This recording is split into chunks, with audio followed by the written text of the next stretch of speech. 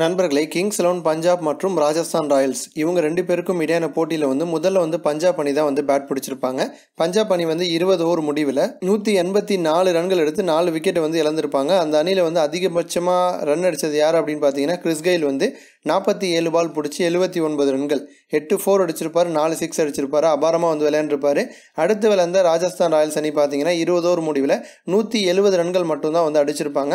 ஆரம்பத்தில் பட்லர் மற்றும் சஞ்சு சாம்சன் இவங்களுடைய அதிரடியில் தொடங்கினாலுமே கூட போக போக பார்த்தீங்க அப்படின்னா அடுத்து வந்த வீரர்கள் யாருமே ரன் அடிச்சிருக்க மாட்டாங்க. இதனால் பார்த்தீங்க அப்படின்னா பஞ்சாப் அணி 14 ரன்கள் வித்தியாசத்தில் அபாரமாக ஜெயிச்சிருப்பாங்க. அதோடு மட்டும் இல்லாமல் இந்த போட்டியில் பார்த்தீங்க அப்படின்னா கிறிஸ் கெயில் சூப்பரான ஒரு சாதனை ஒன்றையும் பண்ணியிருக்காரு. கம்மியான இன்னிங்ஸில் ஐபிஎல் போட்டியில் 4000 ரன்களை அடித்த வீரர்கள் வரிசையில் கெயில் பார்த்தீங்க அப்படின்னா ஒரு 4 குறிப்பிட்ட வீரர்களுடைய சாதனை முறியடிச்சிருக்காரு. அதை பற்றி தான் இப்போ நம்ம பார்க்க போகிறோம். அதாவது ஐபிஎல்ல ரெய்னா சமீபத்தில் தான் 5000 ரன்களை கடந்தார். ஆனால் ரெய்னா 4000 ரன்களை அடிப்பதற்கு 140 இன்னிங்ஸ் எடுத்துக்கிட்டாரு.